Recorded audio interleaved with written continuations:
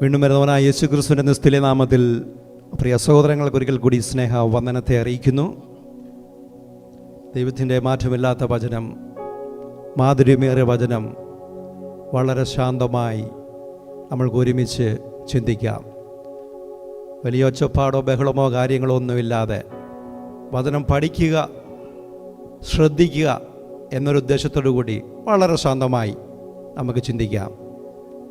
സാധാരണ വചനം പറയുമ്പോൾ പലരും അലസതയുള്ളവരായിട്ടിരിക്കുന്നത് കാണാം. ചിലർ ഉറക്കത്തിലേക്ക് മയങ്ങി വീഴുന്നതായിട്ട് കാണാം. പണ്ട് ഒരു ഉപദേശി വചനം പറയാൻ എഴുന്നേറ്റ് അല്പസമയം വചനം പറഞ്ഞു കഴിഞ്ഞപ്പോൾ പലരും ഉറക്കത്തിലേക്ക് വഴുതി വീണു. ഉപദേശിക്ക് ഭയങ്കര ദേഷ്യമായി. അദ്ദേഹം പെട്ടെന്ന് തൻ്റെ കോപത്തിൽ ഇങ്ങനെ വിളിച്ചു പറഞ്ഞു, സാത്താൻ്റെ സന്തതികളൊക്കെ ഒന്ന് എഴുന്നേറ്റ് നിൽക്കാൻ. എന്താ ചെയ്യുക? പെട്ടെന്ന് ഉറങ്ങിക്കൊണ്ടിരിക്കുന്ന മുമ്പിലൊരു സഹോദരൻ ഉറങ്ങിക്കൊണ്ടിരിക്കുകയായിരുന്നു. ഇദ്ദേഹം ചാടി ഒരൊറ്റ എഴുന്നേൽപ്പ്. ഈ എഴുന്നേൽക്കുക എന്ന് പറയുന്നത് മാത്രമേ അദ്ദേഹം ശ്രദ്ധിച്ചുള്ളൂ. ഉറങ്ങുന്നതായതുകൊണ്ട് സാത്താൻ്റെ സന്തതി എന്നുള്ളത് കേട്ടില്ല. ഈ സഹോദരൻ എഴുന്നേറ്റ് നിന്നു. സഭ മുഴുവനും കൂട്ടച്ചിരി. ഇദ്ദേഹം തിരിഞ്ഞു പുറമോട്ട് നോക്കിയപ്പോൾ എല്ലാവരും ഇരിക്കുകയാണ്, ഇവൻ മാത്രം എഴുന്നേറ്റ് നിൽക്കുകയാണ്. ഇവൻ ആകെപ്പാടങ്ങ് ബുദ്ധിമുട്ടായിപ്പോയി. ആളല്പം ബുദ്ധിമാനായിരുന്നു. അപ്പോൾ ഇദ്ദേഹം സഭയുടെ മുമ്പോട്ട് ഇങ്ങനെ തിരിഞ്ഞു നിന്നിട്ട് പറഞ്ഞു, നിങ്ങൾ എന്തിനാ ചിരിക്കുന്നതെന്ന് എനിക്കറിയത്തില്ല, പക്ഷെ ഒരു കാര്യം ഞാൻ തീർത്തു പറയട്ടെ, ഇവിടെ എഴുന്നേറ്റ് നിൽക്കുന്നത് ഞാനും ഉപദേശിയും മാത്രമാണ്. അപ്പോൾ സഭ ഭയങ്കര കൂട്ടച്ചിരി. വടി കൊടുത്ത് ഉപദേശി അടി വാങ്ങിച്ചു എന്ന് പറഞ്ഞതുപോലെ ഞാനൊരു തമാശയായിട്ട് പറഞ്ഞെങ്കിലും ആരും ഉറക്കത്തിൻ്റെ അവസ്ഥയിലോട്ട് വഴുതി വീഴരുത്, ആലസ്യമായിട്ടിരിക്കരുത്. വളരെ ശ്രദ്ധയോടുകൂടി ദൈവത്തിൻ്റെ മാറ്റമില്ലാത്ത വചനം ഗ്രഹിക്കണം. ഈ പറഞ്ഞ ഞാനും കേൾക്കുന്ന നിങ്ങളും ഒരേപോലെ അത് ഏറ്റെടുത്ത് അത് നമ്മുടെ ജീവിതത്തിൽ പ്രാവർത്തികമാക്കിയാൽ നമ്മുടെ ക്രിസ്തീയ ജീവിതം സൗഭാഗ്യകരമായി തീരും. യഥാർത്ഥത്തിൽ ഞാനൊരു വേറൊരു മെസ്സേജായിരുന്നു ഇന്ന് ഷെയർ ചെയ്യാൻ വേണ്ടിയിട്ട് പ്രാർത്ഥിച്ചൊക്കെ ഒരുങ്ങിയത്. പക്ഷേ ഇന്നലെ രാത്രിയിൽ പ്രാർത്ഥനയിൽ അത് മാറി വേറെ ഒരു പ്രബോധനമായിട്ട്, ഒരു ദൂതായിട്ട് സംസാരിക്കുവാൻ എൻ്റെ മനസ്സിന് പ്രേരണ ലഭിച്ചു. അത് നിങ്ങളുടെ മുമ്പിൽ ഞാൻ ഷെയർ ചെയ്യുകയാണ്, ഒരു പ്രബോധനമായിട്ട്. അത് ഞാനും നിങ്ങളും ജീവിതത്തിൽ കൃത്യമായി പാലിക്കുവാൻ ബാധ്യസ്ഥരായിരിക്കണം. തീത്തോസ് എഴുതിയ ലേഖനം 2-ാം അധ്യായം അതിൻ്റെ 7-ാം വാക്യം. ടൈറ്റസ്, വിരോധി നമ്മെക്കൊണ്ട് ഒരു തിന്മയും പറവാൻ വകയില്ലാതെ ലജ്ജിക്കേണ്ടതിന് സകലത്തിലും നിന്നെ തന്നെ സൽപ്രവൃത്തികൾക്ക് മാതൃകയാക്കി കാണിക്കാം. നമുക്കൊരു നിമിഷം പ്രാർത്ഥിക്കാം. ഞങ്ങളെ അതിവാത്സല്യമായി സ്നേഹിക്കുന്ന ഞങ്ങളുടെ പ്രിയ കർത്താവേ, അവിടുത്തെ മാറ്റമില്ലാത്ത വചനത്തിനായിട്ട് നന്ദിയോടെ അങ്ങേ സ്തുതിക്കുന്നു, സ്തോത്രം ചെയ്യുന്നു. ഈ വചനവുമായിട്ട് അടിയനെ എഴുന്നേറ്റ് നിൽക്കുന്നു. കർത്താവെ, അടിയനെ ബലപ്പെടുത്തണമേ, അടിയൻ്റെ നാവോടുകൂടി അങ്ങിരിക്കണമേ. അത് അടിയനിൽ ക്രിയ ചെയ്യണം. കേൾക്കുന്നതിൻ്റെ പ്രിയ സഹോദരങ്ങളിലും അത് ക്രിയ ചെയ്യുവാൻ തക്കവണ്ണം അങ്ങിടയാക്കിയാട്ടെ. സകലമായ കരങ്ങളിലേക്ക് ഏൽപ്പിച്ചു തരുന്നു, യേശുവിൻ്റെ നാമത്തിൽ തന്നെ, ആമേൻ. അപ്പോസ്തലനായ പൗലോസ് തീത്തോസിന് എഴുതിയ ലേഖനമാണ് നമ്മൾ വായിച്ചത്. വിരോധി നമ്മെക്കൊണ്ട് ഒരു തിന്മയും പറയുവാൻ വകയില്ലാതെ ലജ്ജിക്കേണ്ടതിന് സകലത്തിലും നിന്നെ തന്നെ സൽപ്രവർത്തികൾക്ക് മാതൃകയാക്കി കാണിക്കുക. നിന്നെ തന്നെ സൽപ്രവർത്തികൾക്ക് മാതൃകയാക്കി കാണിക്കുക. അപ്പോസ്തലനായ പൗലോസ് ഈ തീത്തോസിന് എഴുതിയ ലേഖനത്തിൽ കൂടി ഒരുപാട് കാര്യങ്ങൾ തീത്തോസിനോട് പ്രബോധിപ്പിക്കുന്നുണ്ട്. അതിലെ 2-ാം അധ്യായത്തിൻ്റെ 7-ാമത്തെ വാക്യമാണ് നമ്മൾ വായിച്ചത്. വിരോധി നമ്മെക്കൊണ്ട് ഒരു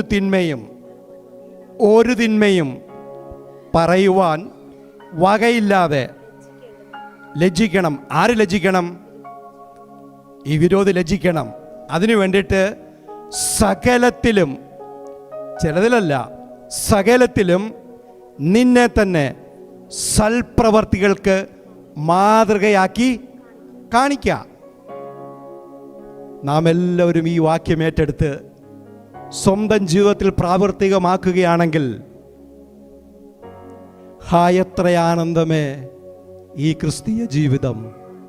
അവിടെ ഇരിക്കുന്ന ഓരോ വ്യക്തികളും ഇതൊന്ന് ഏറ്റെടുത്തേ. എന്തുവാണ്? വിരോധി നമ്മെക്കൊണ്ട് ഒരു തിന്മയും പറയുവാനിടയാകരുത്. അങ്ങനെ നമ്മുടെ ജീവിതത്തിൽ വന്നു കഴിഞ്ഞാൽ നമ്മുടെ ആത്മീയ ജീവിതം, നമ്മുടെ ക്രിസ്തീയ ജീവിതം എത്ര സന്തോഷപൂർണ്ണമുള്ളതാകും, എത്ര സമാധാനപൂർണ്ണമുള്ളതാകും.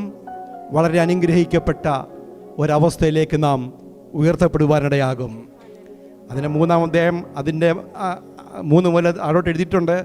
മുമ്പേ നാമും ബുദ്ധികെട്ടവരും അനുസരണമില്ലാത്തവരും വഴിതെറ്റി നടക്കുന്നവരും നാനാമോഹങ്ങൾക്കും ഭോഗങ്ങൾക്കും അധീനരും ഈർഷ്യയിലും അസൂയയിലും കാലം കഴിക്കുന്നവരും ദ്വേഷിതരും അന്യോന്യം പകയ്ക്കുന്നവരുമായിരുന്നുവല്ലോ. എന്നാൽ നമ്മുടെ രക്ഷിതാവായ ദൈവത്തിൻ്റെ ദയയും മനുഷ്യപ്രീതിയും ഉദിച്ചപ്പോൾ അവൻ നമ്മെ നാം ചെയ്ത നീതി പ്രവർത്തികളാലല്ല തൻ്റെ കരുണപ്രകാരം അത്രേ രക്ഷിച്ചത്. യെസ്, അതുപോലെ തന്നെ 1 പീറ്റർ 2:25 പറയുന്നു, നിങ്ങൾ തെറ്റി ഉഴലുന്ന ആടുകളെ പോലെയായിരുന്നു, എന്നാൽ ഇപ്പോഴോ നിങ്ങളുടെ ആത്മാക്കളുടെ ഇടയവനും അധ്യക്ഷനുമായവങ്കിലേക്ക് നിങ്ങൾ മടങ്ങി വന്നിരിക്കുന്നു. അങ്ങനെ മടങ്ങി വന്നു എന്ന് ഉത്തമ ബോധ്യമുള്ള സകലത്തിലും നിങ്ങളെ സകല സൽപ്രവൃത്തികൾക്കും മാതൃകയാക്കി ജീവിച്ച് കാണിക്കണം. ഇത് നാം ചെയ്യേണ്ട കാര്യമാണ്. കർത്താവിൻ്റെ സന്നിധിയിൽ, അതായത് നമ്മുടെ ബയോഡേറ്റ നമ്മൾ ആദ്യം വായിച്ചത് എന്തുവാ? നമ്മൾ ബുദ്ധികെട്ടവരും അനുസരണമില്ലാത്തവരും വഴിതെറ്റി നടക്കുന്നവരും നാനാ മോഹങ്ങൾക്കും ഭോഗങ്ങൾക്കൊക്കെ അടിമയായി ഈ ലോകത്തിൻ്റെ ആ പ്രകൃതിയുടെ നിയമം അനുസരിച്ച് നമ്മൾ അങ്ങനെ ജീവിച്ചു വരുന്ന ആൾക്കാരായിരുന്നു. എന്നാൽ നമ്മുടെ ഇടയവനായ കർത്താവിലേക്ക് നമ്മൾ മടങ്ങി വന്നപ്പോൾ, അങ്ങനെ മടങ്ങി വന്നവർ, ഹൃദയപൂർവ്വം ക്രിസ്തുവിനെ സ്നേഹിച്ചവർ, സകലത്തിലും നിങ്ങളെ തന്നെ സൽപ്രവൃത്തികൾക്ക് മാതൃകയാക്കി ജീവിച്ച് കാണിക്കണം. ഇങ്ങനെ മാതൃകയാക്കി നമുക്ക് ജീവിക്കുവാൻ കഴിഞ്ഞില്ല എങ്കിൽ യഥാർത്ഥത്തിൽ നാം ക്രിസ്തുവിലേക്ക് മടങ്ങി വന്നിട്ടില്ല എന്നാണ് അതിൻ്റെ സാരം. അപ്പോൾ ഇപ്പോൾ തന്നെ നമ്മുടെ ഹൃദയത്തോട് ചോദിക്കുക, ഞാൻ യഥാർത്ഥത്തിൽ ക്രിസ്തുവിനടുക്കിലേക്ക് മടങ്ങി വന്നിട്ടുണ്ടോ? ഞാൻ സൽപ്രവൃത്തികളിൽ തൽപരനാണോ? എൻ്റെ പ്രവൃത്തികൾ മറ്റുള്ളവർ കാണുമ്പോൾ അത് വിധിക്കപ്പെടുമോ? സ്വയം ഒന്ന് ചിന്തിച്ചു നോക്കുക. 1 പീറ്റർ 2-ാം അധ്യായം അതിൻ്റെ 11ഉം 12ഉം ഒന്ന് വായിക്കാമോ? പ്രിയമുള്ളവരെ, പ്രവാസികളും പരദേശികളുമായ നിങ്ങളെ ആത്മാവിനോട് പോരാടുന്ന ജഡമോഹങ്ങളെ വിട്ടകന്ന് ജാതികൾ നിങ്ങളെ ദുഷ്പ്രവർത്തിക്കാർ എന്ന് ദുഷിക്കും തോറും നിങ്ങളുടെ നല്ല പ്രവർത്തികളെ കണ്ടറിഞ്ഞിട്ട് സന്ദർശന ദിവസത്തിൽ ദൈവത്തെ മഹത്വപ്പെടുത്തേണ്ടതിന് അവരുടെ ഇടയിൽ നിങ്ങളുടെ നടപ്പ് നന്നായിരിക്കണം എന്ന് ഞാൻ പ്രബോധിപ്പിക്കുന്നു. അപ്പം നമ്മളുടെ നടപ്പ് നന്നായിരുന്നെങ്കിൽ മാത്രമേ ദൈവത്തിൻ്റെ നാമം നമ്മളിൽ കൂടി മഹത്വപ്പെടുകയുള്ളൂ. അല്ലാതെ ഞാൻ എത്ര ഇവിടെ നിന്ന് പ്രസംഗിച്ചാലും, ഞാൻ എത്ര വലിയ ശുശ്രൂഷ ചെയ്താലും എൻ്റെ നടപ്പ് മോശമാണെങ്കിൽ യാതൊരു പ്രയോജനമില്ല എന്നർത്ഥം. നമ്മുടെ ആത്മാവിനോട് പോരാടുന്ന സകല ജഡിക സ്വഭാവങ്ങളെയും നാം വിട്ടകലണം. ആകയാൽ നമ്മളിലുള്ള സകല ദുഷ്ടത, കോപം, ക്രോധം, നുണ, അസൂയ, ആവശ്യമില്ലാത്ത ചിന്തകൾ, ഭിന്നിപ്പ്, വഴക്ക്, വയ്യാവലി എന്ന് വേണ്ട സകലതും നമ്മുടെ ജീവിതത്തിൽ നമ്മൾ മാറ്റണം. അങ്ങനെ മാറ്റി അതെല്ലാം നമ്മൾ വിട്ടുകളഞ്ഞെങ്കിൽ മാത്രമേ വിരോധി നമ്മളെക്കൊണ്ട് ഒരു തിന്മയും പറയാതിരിക്കുവാൻ സാധിക്കുകയുള്ളൂ. നമ്മൾ നന്മ ചെയ്തുകൊണ്ട് ബുദ്ധിയില്ലാത്ത മനുഷ്യരുടെ ഭോഷത്വം മിണ്ടാതാക്കണം എന്നതാണ് ദൈവത്തിൻ്റെ ഇഷ്ടം. നമ്മൾ അവരോട് ഒരുത്തനോട് വഴക്കിട്ട് നമ്മൾ മാന്യത കാണിക്കാനല്ല പറഞ്ഞിരിക്കുന്നത്. നമ്മൾ നന്മ ചെയ്തുകൊണ്ട്, അതായത് ബുദ്ധിയില്ലാത്തവന്, അതായത് നമ്മുടെ ശത്രുവിന്, അതായത് വിരോധിക്ക് നമ്മൾ നന്മ ചെയ്യണം. മറ്റുള്ള സകലർക്ക് നമ്മൾ നന്മ ചെയ്യണം. അങ്ങനെ നന്മ ചെയ്ത് ബുദ്ധിയില്ലാത്ത മനുഷ്യരുടെ ഭോഷത്വം ഇല്ലാതാക്കണമെന്നാണ് ദൈവം പറഞ്ഞിരിക്കുന്നത്. ഇവിടെ സാധാരണ സംഭവിക്കുന്നൊരു കുഴപ്പം, നാം എല്ലാവരും അങ്ങ് നല്ല മനുഷ്യരാകും, നാം എല്ലാവരും സ്വയം നീതീകരിക്കുന്നവരാകും. അയ്യോ, ഞാൻ ഇത്രയൊക്കെ അവന് ചെയ്തു കൊടുത്തു, അല്ലെ ഇത്രയൊക്കെ ഞാൻ അവരെ സഹായിച്ച്, അത് ചെയ്ത് ഇത് ചെയ്ത്, എനിക്കൊന്നും അവരെന്നോട് ഇങ്ങനെയാണല്ലോ കാണിച്ചത്, അവരെന്നോട് ഇതാണല്ലോ ചെയ്തത്, ഞാൻ അതിനെന്ത് ചെയ്തു, അങ്ങനെയൊക്കെ പറഞ്ഞാൽ നമ്മൾ വലിയ പരിഭവം പറയുന്നവരായിരിക്കും. സ്വയം നമ്മളൊക്കെ ഈ ഇരിക്കുന്ന ഞാനും നിങ്ങളും എല്ലാവരും ഈ അവസരത്തിൽ കൂടെ ചിലപ്പോൾ കടന്നു പോയെന്നിരിക്കും. എന്നാൽ തിരുവചനം പറയുന്നു, മനുഷ്യർ നിങ്ങൾക്ക് ചെയ്യണമെന്ന് നിങ്ങൾ ഇച്ഛിക്കുന്നത് നിങ്ങൾ അവർക്ക് ചെയ്യുക. What A great teaching! എന്തൊരു മഹത്തായ പഠിപ്പീരാണിത്. ദൈവപുത്രനാണിത് പഠിപ്പിച്ചിരിക്കുന്നത്. നമുക്ക് മറ്റുള്ളവർ എന്ത് ചെയ്യണമെന്ന് നമ്മൾ ആഗ്രഹിക്കുന്നത് ആദ്യമേ നമ്മൾ അവർക്ക് അങ്ങ് ചെയ്തു കഴിഞ്ഞാൽ പ്രശ്നങ്ങൾ തീർന്നു. ഇത്രയും വലിയൊരു ടീച്ചിങ് ആര് പഠിപ്പിക്കും? നമ്മുടെ കർത്താവായ യേശുക്രിസ്തു നമ്മളെ പഠിപ്പിച്ചതാണിത്. ഈ ടീച്ചിങ്സിൻ്റെ ആഴമൊന്നും ചിലപ്പോൾ നമ്മൾ മനസ്സിലാക്കാറില്ല. നാം നമ്മുടെ ശത്രുക്കളെ സ്നേഹിക്കുവാൻ തുടങ്ങിയാൽ നമ്മളുടെ ഈ പ്രവൃത്തികൾ കണ്ട് ശത്രുവിൻ്റെ ശത്രുത മനോഭാവം മാറുവാനിടയാകും. കർത്താവ് പഠിപ്പിച്ചതിന് സാരവത. എല്ലാവരും നമ്മുടെ മിത്രങ്ങളായപ്പോൾ നമുക്ക് ശത്രുക്കൾ എവിടാ? സകലരെ സ്നേഹിക്കുക. നമ്മുടെ സൽപ്രവൃത്തികൾ കണ്ടിട്ട് അവർ ദൈവത്തെ മഹത്വപ്പെടുത്തണം, അവരുടെ ശത്രുത മാറണം, അവരങ്ങനെ സ്നേഹിക്കണം. അങ്ങനെ എല്ലാവരും ചെയ്തു കഴിഞ്ഞാൽ ഈ ലോകം എത്ര മനോഹരമാണ്. 1000 ആണ്ട് കാലത്ത് കർത്താവ് യേശുക്രിസ്തു വാഴുന്നത് പോലെ ആയിരിക്കും ഈ ഭൂമിയിൽ ഇപ്പോൾ നമ്മളെല്ലാം ഈ ലോകത്തുള്ള സകല മനുഷ്യരെ ഇങ്ങനെ ചിന്തിച്ചാൽ. പക്ഷേ അങ്ങനെ ചിന്തിക്കുവാൻ പ്രതിയോഗി സമ്മതിക്കത്തില്ല എന്നുള്ള കാര്യമാണ് വാസ്തവം. അപ്പോൾ നമ്മളിലെ പിണക്കം, നമ്മളുടെ ഈർഷ്യ, നമ്മളുടെ ഈഗോ, സകലതും നമ്മളിൽ നിന്ന് എടുത്തു മാറ്റുകയാണെങ്കിൽ നമ്മുടെ പ്രവൃത്തികൾ നല്ലതായിരിക്കും. നമ്മൾ താഴാഴ്മ ധരിക്കും, നമ്മൾ സൗമ്യത ധരിക്കും. നമ്മൾ മുഖാന്തരം കർത്താവിൻ്റെ നാമം ഈ ഭൂമിയിൽ മഹത്വപ്പെടുവാനിടയാകും. മത്തായിയുടെ സുവിശേഷം 5:16 പ്രകാരം പറയുന്നു, മനുഷ്യർ നിങ്ങളുടെ നല്ല പ്രവൃത്തികളെ കണ്ട് സ്വർഗസ്ഥനായ നിങ്ങളുടെ പിതാവിനെ മഹത്വപ്പെടുത്തേണ്ടതിന് നിങ്ങളുടെ വെളിച്ചം അവരുടെ മുമ്പിൽ പ്രകാശിക്കട്ടെ. നിങ്ങൾക്ക് പ്രകാശം ലഭിച്ചവരാണ്. ഈ പ്രകാശം അടക്കി വയ്ക്കരുത്. ഇത് മറ്റുള്ളവരുടെ മുമ്പിൽ പ്രകാശിക്കപ്പെടേണ്ടത് തന്നെയാണ്. നമ്മൾ വായിച്ചിട്ടുണ്ട്, മലമേലിരിക്കുന്ന പട്ടണം മറഞ്ഞിരിക്കുവാൻ പാടില്ല എന്ന് പറഞ്ഞതുപോലെ ക്രിസ്തുവിൻ്റെ വെളിച്ചം നമ്മളിൽ പകർന്നിട്ടുണ്ടെങ്കിൽ അത് ലോകരറിയണം. എങ്ങനെയാണ് അറിയുന്നത്? നമ്മുടെ പ്രവൃത്തികളിൽ കൂടി. ആ പ്രവൃത്തിയിൽ കൂടി മറ്റുള്ളവർ കർത്താവിനെ കണ്ടെത്തുവാനിടയാകും. എന്തു കർത്താവ് ദൈവോത്തരം പറഞ്ഞത്? സ്വർഗസ്ഥനായ നിങ്ങളുടെ പിതാവിനെ മഹത്വപ്പെടുത്തേണ്ടതിന് നിങ്ങളുടെ വെളിച്ചം അവരുടെ മുമ്പിൽ പ്രകാശിക്കട്ടെ. അതെ, ഈ ലോകത്തിൽ നമ്മൾ നല്ല പ്രവൃത്തികൾ ചെയ്ത് മറ്റുള്ളവരുടെ ഇടയിൽ നമ്മുടെ നടപ്പ് നന്നായിരിക്കണം. എങ്കിൽ മാത്രമേ നമ്മളിൽ കൂടി ദൈവനാമം മഹത്വപ്പെടുവാനിടയാകുകയുള്ളൂ. അല്ലാതെ നമ്മൾ എത്ര ശുശ്രൂഷ ചെയ്തെന്ന് പറഞ്ഞാലും, എത്ര വലിയ ദാനധർമ്മം ചെയ്തെന്ന് പറഞ്ഞാലും എല്ലാം വെള്ളത്തിൽ വരച്ച വര പോലെയായി പോകും. അല്ലാതെ സ്വാർത്ഥ താല്പര്യങ്ങൾക്ക് വേണ്ടി സകലരെയും വെറുപ്പിക്കുന്ന ഒരു സ്വഭാവം നമ്മളിൽ ആർക്കും ഉണ്ടാകാതിരിക്കാൻ നാം ശ്രദ്ധിക്കണം. 1 പത്രോസ് 2:9 പറയുന്നു, നിങ്ങളോ അന്ധകാരത്തിൽ നിന്ന് തൻ്റെ അത്ഭുത പ്രകാശത്തിലേക്ക് നിങ്ങളെ വിളിച്ചവൻ്റെ സൽഗുണങ്ങളെ ഘോഷിപ്പാൻ തക്കവണ്ണം തിരഞ്ഞെടുക്കപ്പെട്ട ഒരു ജാതിയും രാജകീയ പുരോഹിത വർഗവും വിശുദ്ധ വംശവും സ്വന്തം ജനവുമാകുന്നു.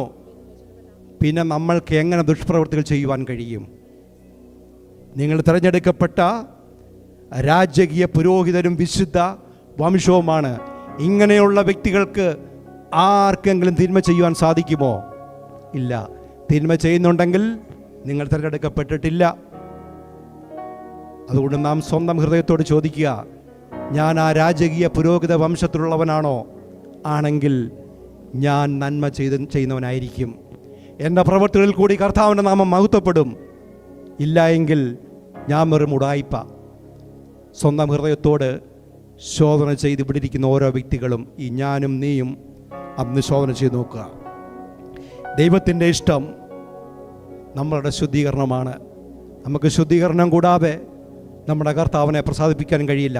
അത് സകലത്തിലും തീത്തോസിനോട് ഉപദേശിച്ചതുപോലെ സകലത്തിലും, ഒരു കാര്യത്തിൽ തന്നല്ല, ജീവിതത്തിൻ്റെ സകല മേഖലകളിൽ നമ്മൾ നന്മ ചെയ്യുന്നവരായിരിക്കണം, വിശ്വസ്തയുള്ളവരായിരിക്കണം, നേരോടെ നടക്കുന്നവരായിരിക്കണം.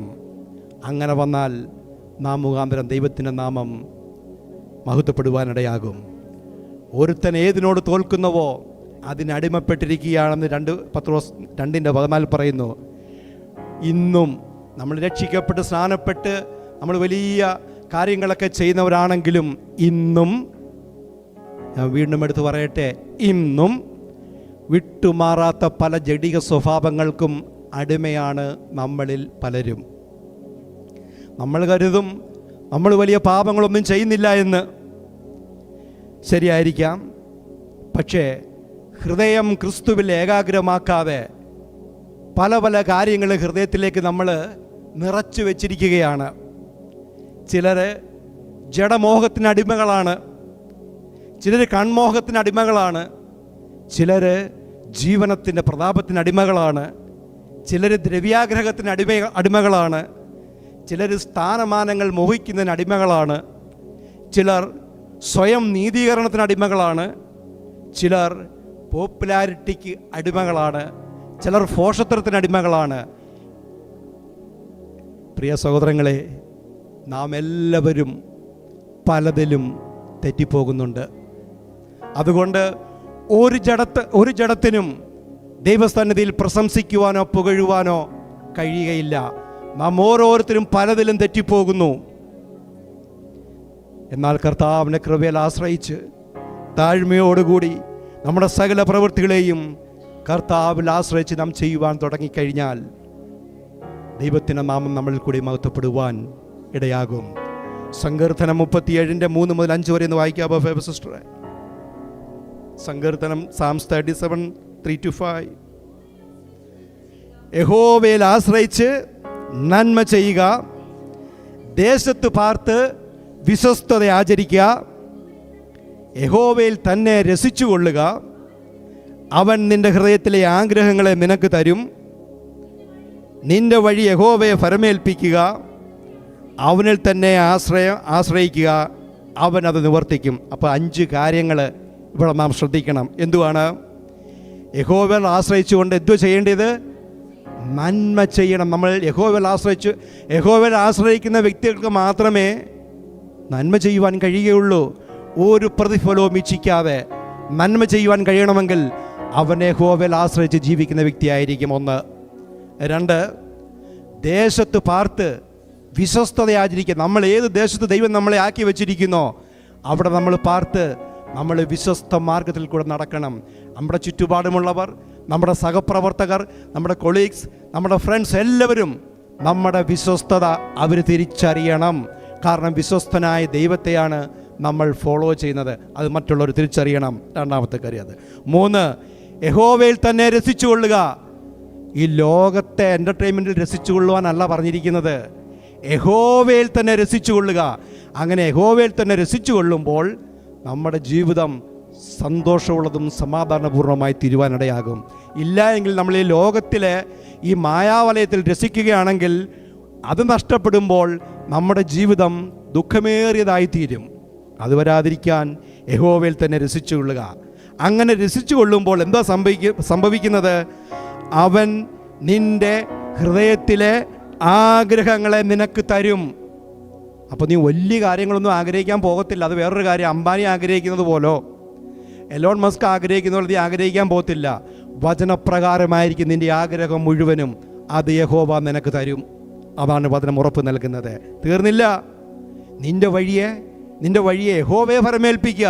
നിൻ്റെ വഴി എലോൺ മസ്കിനെ സമർപ്പിക്കാനല്ല പറഞ്ഞത്, ട്രംപിനെ ഏൽപ്പിക്കാനല്ല പറഞ്ഞത്.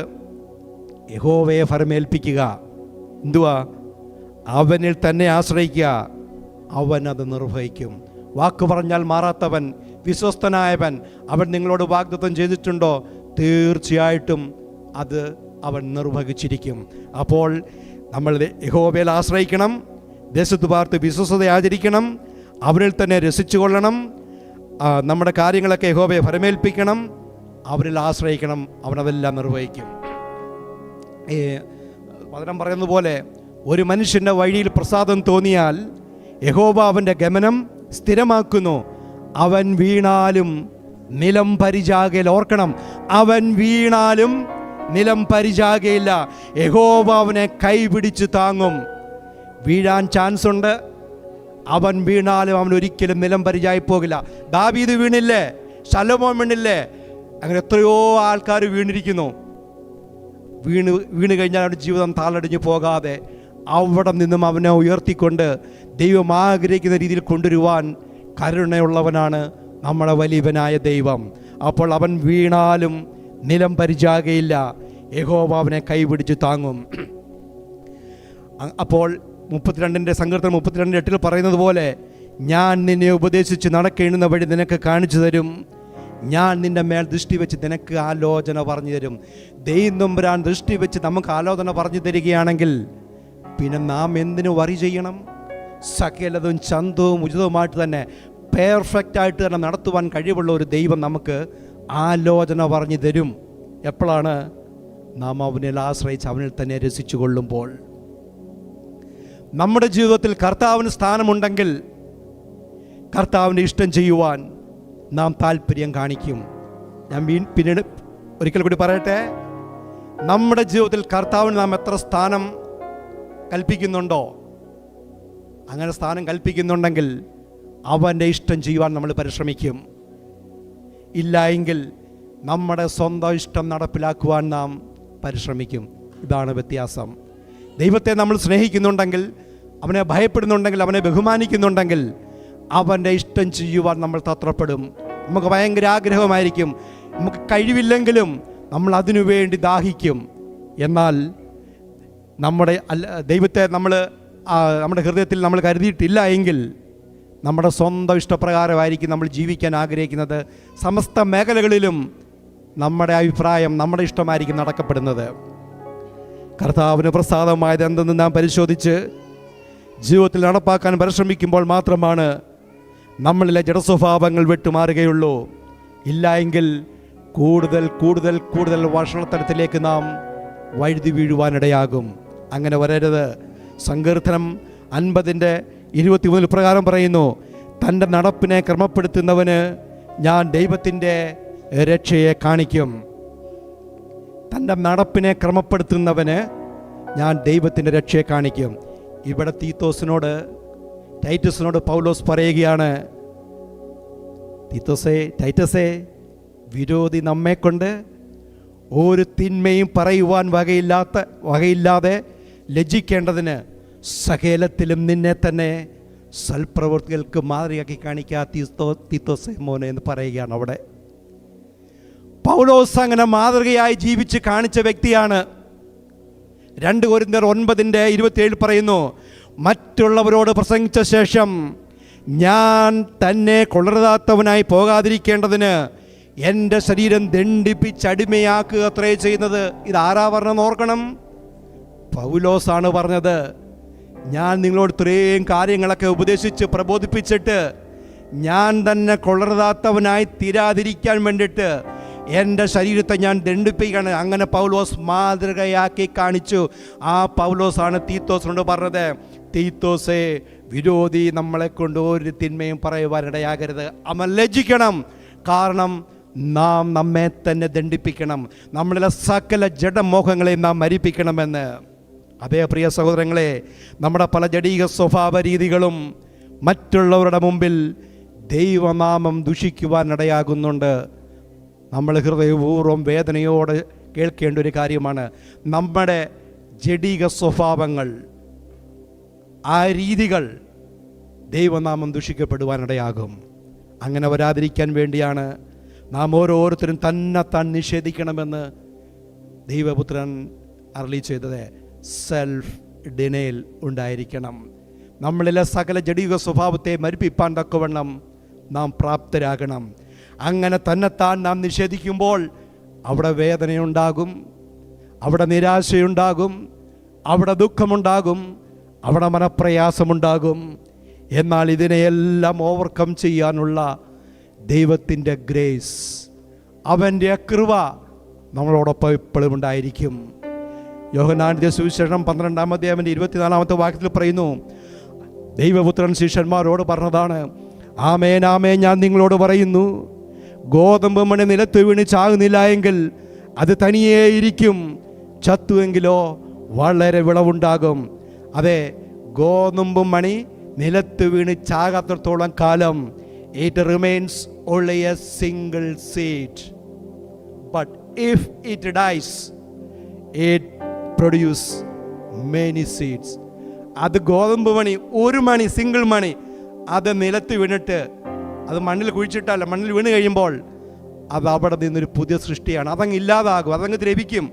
അതിൽ നിന്ന് വേര് മുളയ്ക്കും, അതിൻ്റെ മുള വരും. അത് ആ സിംഗിൾ മണി വളർന്ന് അനേക വിത്തുകളാണ് അതിലുണ്ടാകുന്നത്. ഒരു ഗോതമ്പ് മണിയിൽ നിന്ന് നട്ട് കഴിഞ്ഞാൽ ആ ചെടി വളർന്നു കഴിയുമ്പോൾ ഒരു 100 ഗ്രാമെങ്കിലും അതിൽ കിട്ടും. ഒരുപാട് മണികൾ അതിൽ ഉണ്ടാകാനിടയാകും. ഓർക്കുക, അങ്ങനെ അപ്പോൾ നമ്മുടെ ഈ ക്രിസ്തീയ ജീവിതം ഇത് അടിച്ചോ പിടിച്ചോ ഭീഷണിപ്പെടുത്തിയോ കൊല്ലും കൊലയും നടത്തിയോ ഉണ്ടായ ഒരു സഭയല്ല ക്രിസ്തീയ സഭ എന്ന് പറയുന്നത്. സ്വയം മരണത്തിന് ഏൽപ്പിച്ചിട്ടും കൊല്ലപ്പെട്ടും പീഡനങ്ങൾ സഹിച്ചും അങ്ങനെയൊക്കെ വളർന്നു വന്നതാണ് ക്രിസ്തീയ സഭ. നമ്മൾ ക്രിസ്തുവിനെ മാതൃകയാക്കി ജീവിച്ചു തുടങ്ങുമ്പോൾ പ്രശ്നങ്ങളും പ്രതിസന്ധികളും 1 by 1 ആയിട്ട് നമ്മുടെ ജീവിതത്തിൽ വന്നു എന്ന് വരാം. ഓർക്കുക, അപ്പോഴും നാം ദൈവത്തിൻ്റെ കരങ്ങളിൽ സുരക്ഷിതരാണ്. ആ കാര്യം നാം മറന്നു പോകരുത്. ഇതെല്ലാം സഹിക്കുവാനുള്ള ദൈവത്തിൻ്റെ കൃപ നമ്മളെ പൊതിഞ്ഞു സൂക്ഷിക്കും. കർത്താവ് തൻ്റെ ശിഷ്യന്മാരോട് പറഞ്ഞു, ഈ ലോകത്തിൽ നിങ്ങൾക്ക് കഷ്ടതയുണ്ട്, ഞാനോ ഈ ലോകത്തെ ജയിച്ചിരിക്കുന്നു. സകലതും വിട്ട് ക്രിസ്തുവിനെ അനുഗമിച്ച ശിഷ്യന്മാരുടെ സ്ഥിതി ഒന്ന് ആലോചിച്ച് നോക്കിയേ. ഈ ഭൂമിയിൽ നിന്ന് എന്തെങ്കിലും നേടുവാൻ അവർക്ക് കഴിഞ്ഞോ? എന്തെങ്കിലും നന്മ അവർക്ക് ഈ ഭൂമിയിൽ ലഭിച്ചോ?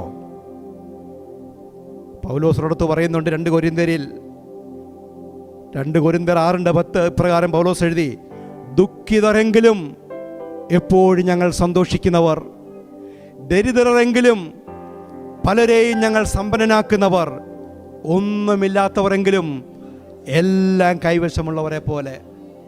ഈ ഭൂമിയിൽ ഇതൊക്കെയുള്ളായിരുന്നു അവർക്ക് ലഭിച്ചത്. എന്നാൽ ഇതൊക്കെ അവർക്ക് എങ്ങനെ സാധിച്ചത്? സമാധാനപ്രഭുവായ ക്രിസ്തുവിൻ്റെ നിത്യസമാധാനം അവരുടെ ഹൃദയത്തിൽ വസിച്ചപ്പോൾ സകലതുമുള്ളവരായി അവർ തീർന്നു. സകലതും അവർക്ക് ലഭിച്ചവരെ പോലെ അവർക്ക് ജീവിക്കുവാൻ കഴിഞ്ഞു. അപ്പോൾ ഈ ശിഷ്യന്മാരെല്ലാം ഗോതമ്പ് മണി പോലെ നിലത്ത് വീണ് ചാകുന്നവരെ പോലെ ആയതുകൊണ്ടാണ് ഇന്ന് അനേക സീഡുകളായ നമ്മളിങ്ങനെ നിൽക്കുന്നത്. ഈ ലോകത്തിൻ്റെ ഓരോ മൂലയിലും ക്രിസ്തുവിൻ്റെ മാറ്റമില്ലാത്ത സുവിശേഷം എങ്ങനെയാണ് എത്തിച്ചേർന്നത്, അനേക ഫലങ്ങൾ എങ്ങനെയാണ് കായ്ച്ചത്? ഓരോ ശിഷ്യന്മാരും ഗോതമ്പ് മണി പോലെ നിലത്ത് വീണ് മരിച്ചു. ആ മരണത്തിൻ്റെ അവസ്ഥയിൽ കൂടെ, കാരണം തന്നെത്താൻ അവരങ്ങില്ലാതായി. അവർ പാനീയകമായി സമർപ്പിക്കപ്പെട്ടു. ആർക്കു വേണ്ടി? ക്രിസ്തുവിന് വേണ്ടി. ഈ ഇരിക്കുന്ന നാം ഓരോരുത്തരും ഗോതമ്പ് മണി പോലെ നിലത്ത് വീണ് മരിക്കുവാൻ തയ്യാറായാൽ നമ്മളിൽ കൂടി അനേകം വരുന്ന തലമുറ ഫലം കായ്ച്ചുകൊണ്ടേയിരിക്കും. അങ്ങനെ നമ്മൾ ദൈവനാമത്തിൻ്റെ മഹത്വത്തിന് വേണ്ടി തീരുവാൻ ഇടയാകും. റോമർക്ക് എഴുതിയ ലേഖനം 6-ാം അധ്യായം അതിൻ്റെ 12ഉം 13ഉം വാക്യങ്ങൾ ഒന്ന് വായിച്ചേ. ആകയാൽ പാപം നിങ്ങളുടെ മർത്ത ശരീരത്തിൽ അതിൻ്റെ മോഹങ്ങളെ അനുസരിക്കുമാർ ഇനിയും വാഴരുത്. നിങ്ങളുടെ അവയവങ്ങളെ അനീതിയുടെ ആയുധങ്ങളായി പാപത്തിന് സമർപ്പിക്കുകയും അരുത്. നിങ്ങളെ തന്നെ മരിച്ചിട്ട് ജീവിക്കുന്നവരായും നിങ്ങളുടെ അവയവങ്ങളെ നീതിയുടെ ആയുധങ്ങളായും ദൈവത്തിന് സമർപ്പിപ്പീൻ. അങ്ങനെ ചെയ്താൽ നമ്മൾ ആദ്യമേ വായിച്ചതുപോലെ വിരോധി നമ്മെ കൊണ്ടൊരു തിന്മയും പറയുവാൻ വകയില്ലാതെ ലജ്ജിക്കും.